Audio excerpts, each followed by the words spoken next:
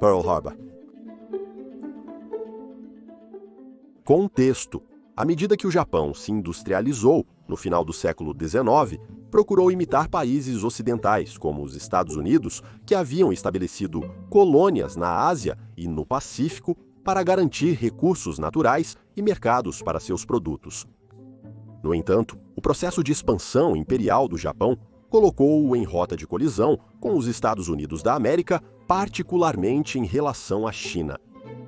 Até certo ponto, o conflito entre os Estados Unidos e o Japão decorreu de seus interesses concorrentes nos mercados chineses e nos recursos naturais asiáticos. Embora os Estados Unidos da América e o Japão competissem pacificamente por influência na Ásia Oriental por anos, o cenário mudou em 1931. Naquele ano, o Japão deu seu primeiro passo para construir um império na Ásia Oriental ao invadir a Manchúria, uma província fértil e rica em recursos no norte da China. O Japão instalou um governo fantoche na Manchúria, renomeando-a para Manchukuo, mas os Estados Unidos, de acordo com a doutrina Stimson, nomeada em homenagem ao secretário de Estado e futuro secretário de Guerra Henry 50 Stimson, recusaram-se a reconhecer o novo regime ou qualquer outra força sobre a China. De fato, as empresas americanas seguiram fornecendo aço e petróleo ao Japão, necessários para sua guerra contra a China, muito depois do conflito entre os países ter se transformado em uma grande guerra em 1937. Porém, um forte movimento isolacionista nos Estados Unidos da América argumentou que o país não tinha nada a ver com os conflitos internacionais que eclodiam pelo mundo. Mesmo o assassinato de 100.000 a 200.000 prisioneiros militares e civis chineses indefesos pelo exército japonês e o estupro de dezenas de milhares de mulheres chinesas durante o estupro de Nanquim em 1937 não conseguiram mudar imediatamente a política dos Estados Unidos da América. O forte movimento isolacionista também influenciou a abordagem inicial dos Estados Unidos da América para a guerra na Europa, onde, no final de 1940, a Alemanha nazista controlava a maior parte da França, Europa Central e Escandinávia e ameaçava seriamente a Grã-Bretanha, priorizando a guerra na Europa em vez da invasão japonesa na China. Os Estados Unidos da América permitiram a venda de suprimentos militares para o Reino Unido a partir de 1939, mas as leis de neutralidade e o isolacionismo limitaram muito essa ajuda antes de 1941. Os planos de guerra do Japão à guerra na Europa teve outro impacto significativo na situação no leste asiático. As relações entre Estados Unidos da América e Japão azedaram porque o Japão aproveitou a oportunidade para se tornar a principal potência imperial na região. Embora o Japão tenha continuado a negociar com os Estados Unidos da América até o dia do ataque a Pearl Harbor, o governo do primeiro-ministro Tojo Hideki decidiu pela guerra. Acreditava-se que, se a frota dos Estados Unidos da América fosse neutralizada, o caminho estaria aberto para o Japão conquistar sem obstáculos todo o Sudeste Asiático e o arquipélago indonésio. Em 26 de novembro de 1941, enquanto os oficiais dos Estados Unidos da América apresentavam aos japoneses uma declaração de 10 pontos, reiterando sua posição de longa data, a Marinha Imperial Japonesa ordenou uma armada, incluindo 414 aviões a bordo de 6 porta-aviões para zarpar. Seguindo um plano elaborado pelo almirante Isoroku Yamamoto, que havia estudado anteriormente em Harvard e servido como adido naval do Japão em Washington, Distrito de Colômbia, a frota visava destruir a base da Frota do Pacífico dos Estados Unidos da América em Pearl Harbor. Pearl Harbor, assim chamado por causa da abundância de pérolas que uma vez foram encontradas em suas águas protegidas, é o maior porto natural do Havaí. Está localizado na ilha de Oahu, perto do centro do Oceano Pacífico, aproximadamente 2.000 milhas do continente dos Estados Unidos da América e cerca de 4.000 milhas do Japão. Poucas pessoas acreditam que os japoneses começariam uma guerra com um ataque à distante ilha do Havaí. Além disso, os oficiais de inteligência americanos estavam confiantes de que qualquer ataque japonês ocorreria em uma das colônias europeias relativamente próximas no Pacífico Sul, as Índias Orientais Holandesas, Singapura ou Indochina. Porque os líderes militares americanos não esperavam um ataque tão perto de casa, as instalações navais em Pearl Harbor estavam relativamente indefesas. Quase toda a frota do Pacífico estava ancorada ao redor da ilha Ford no porto, com centenas de aviões apertados nos aeródromos adjacentes. Para os japoneses, Pearl Harbor era um alvo irresistivelmente fácil. O ataque deles tinha vários objetivos principais.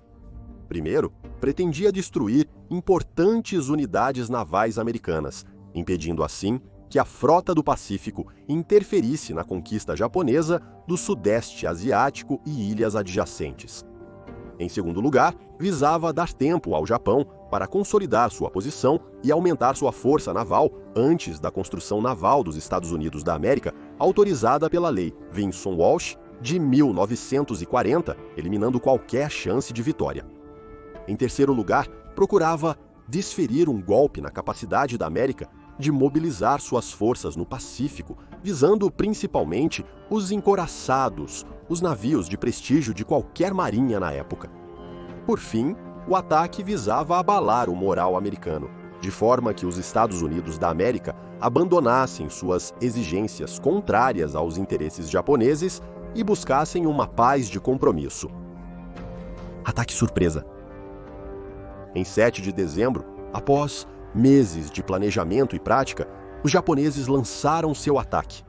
Para surpreender os americanos, os navios mantiveram um rigoroso silêncio de rádio durante sua jornada de 3.500 milhas de Hitokapu Bay até um setor de lançamento pré-determinado a 230 milhas ao norte de Oahu.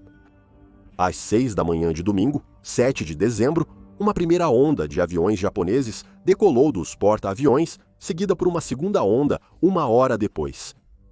Sob o comando do capitão Mitsuo Fukuda, os pilotos avistaram terra e assumiram posições de ataque por volta das 7h30. 23 minutos depois, com seu bombardeiro pairando acima dos navios americanos desprevenidos, ancorados em pares ao longo da linha de batalha de Pearl Harbor, Fukuda quebrou o silêncio do rádio para gritar "Torá, Torá, Torá, Tigre, Tigre, Tigre", a mensagem codificada, informando a frota japonesa que eles haviam pegado os americanos de surpresa. Por volta das 8 da manhã, aviões japoneses tomaram os céus de Pearl Harbor. Bombas e balas choveram sobre os navios ancorados. Inicialmente, muitos pensaram que algum piloto da Marinha ou do Exército seria responsabilizado por espalhar munição viva, mas logo a verdade veio à tona. O bombeiro Charles Leahy estava se aliviando na cabeça do navio destruidor Dobbin quando o aguadeiro Samuel Kukuk gritou para ele: "É melhor você cortar isso curto, Charlie." Os japoneses chegaram. O soldado Frank Gobiu, da 98ª Artilharia Costeira, não sabia tocar a corneta para chamar as armas, então tocou o chamado para pagamento. Em Kaneohe, um cozinheiro irrompeu no quarto do alferez Charles Willis, batendo em uma panela com uma colher e gritando repetidamente: "Eles estão atacando." No United States Ship Nevada, a banda continuou tocando fielmente o hino nacional, mesmo enquanto torpedos caíam na fileira de encouraçados e balas rasgavam seu estandarte. Ao término, os 23 músicos correram para se abrigar e embalaram cuidadosamente seus instrumentos, exceto um cornetista, que enfiou seu trompete no elevador de projéteis empolgado. Apesar de todo o horror acumulado, os pilotos atacantes ecoaram o crisântemo e o voo elevado de sua cultura.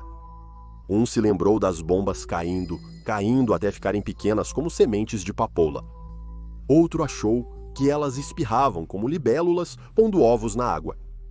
Os bombardeiros de mergulho da primeira onda atacariam alvos terrestres. Os caças foram ordenados a metralhar e destruir o máximo de aeronaves estacionadas para impedir que elas decolassem e interceptassem os bombardeiros, especialmente na primeira onda. Em um quarto de hora, os diversos aeródromos na base foram submetidos a um ataque selvagem. Devido às medidas anti-sabotagem do tenente-general Walter Short, as aeronaves militares dos Estados Unidos da América estavam agrupadas na Estação Aérea Naval na Ilha Ford e nos campos adjacentes de Wheeler e Hickam, e muitas foram destruídas no solo pelo metralhamento japonês. Em particular, no campo Wheeler, a destruição foi terrível. Dos 126 aviões no solo, 42 foram totalmente destruídos, 41 foram danificados e apenas 43 ficaram aptos para o serviço.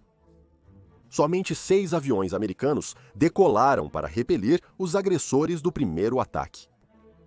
No total, mais de 180 aeronaves foram destruídas. Desastre naval. A primeira onda, direcionada a navios de capital, seria o ataque principal, enquanto a segunda onda tinha como primeiro objetivo atingir porta-aviões e cruzadores como segundo, com couraçados como terceiro alvo. A primeira onda carregava a maioria das armas, principalmente torpedos aéreos do tipo 90, e adaptados com mecanismo anti-rolagem e extensão do leme para operar em águas rasas, visando atacar navios de capital. As tripulações aéreas foram ordenadas a selecionar os alvos mais valiosos, como couraçados e porta-aviões, ou, na ausência destes, outros navios de alto valor, como cruzadores e destroyers. Os navios ancorados no porto eram alvos perfeitos para os bombardeiros japoneses, e como era domingo de manhã, horário escolhido pelos japoneses para maximizar a surpresa, eles não estavam totalmente tripulados. A maioria dos danos aos couraçados ocorreu nos primeiros 30 minutos do assalto. O United States Ship Arizona explodiu com uma tremenda explosão. Coberto de bombas e torpedos, o United States Ship West Virginia assentou em um nível uniforme no fundo do porto. O United States Ship Oklahoma, atingido por 4 torpedos em 5 minutos, rolou completamente com seu fundo e hélice, subindo acima das águas do porto. O United States Ship California, o navio principal da Força de Batalha do Pacífico, foi torpedeado e ordenado a ser abandonado, enquanto afundava lentamente em águas rasas. O navio-alvo, United States Ship Utah, também foi afundado. Quase nenhum navio escapou do dano. As equipes de artilharia antiaérea nos vários navios foram bastante rápidas em entrar em ação, e o pessoal do exército disparou com o que tinham, mas a força do ataque não foi seriamente atenuada. O United States Ship Nevada sofreu um ataque de torpedo durante a primeira onda, mas sua posição no final da fila de encouraçados permitiu-lhe maior liberdade de ação do que os outros navios de guerra ancorados. Tentava se mover quando a segunda onda chegou. Atingido por várias bombas, ele encalhou na cabeça do canal. O encouraçado United States Ship Pennsylvania foi incendiado por bombas e 2 destroyers ancorados perto dele foram reduzidos a destroços. O destroyer United States Ship Shaw foi dividido em 2 por uma grande explosão. Após 9H, os japoneses se retiraram. Consequências. 90 minutos após o início, o ataque acabou. A Marinha teve 2.008 marinheiros mortos e outros 710 feridos, 218 soldados e aviadores, parte do exército antes da criação da Força Aérea dos Estados Unidos da América, em 1947 foram mortos e 364 feridos. 109 fuzileiros navais foram mortos e 69 feridos, e 68 civis foram mortos e 35 feridos. No total, 2.403 americanos foram mortos e 1.143 foram feridos. 18 navios foram afundados ou encalhados, incluindo 5 couraçados. Todos os americanos mortos ou feridos eram legalmente não combatentes, dado que não havia estado de guerra quando o ataque ocorreu. Havia, no entanto, um aspecto consolador para a tragédia. Como resultado das disposições feitas pelo almirante Harold Edwin Kimmel, 2 porta-aviões dos Estados Unidos da América não estavam em Pearl Harbor. O United States Ship Enterprise, comandado pelo vice-almirante William F. Halsey, estava em missão para reforçar a guarnição da ilha Wake com aviões e aviadores marinhos.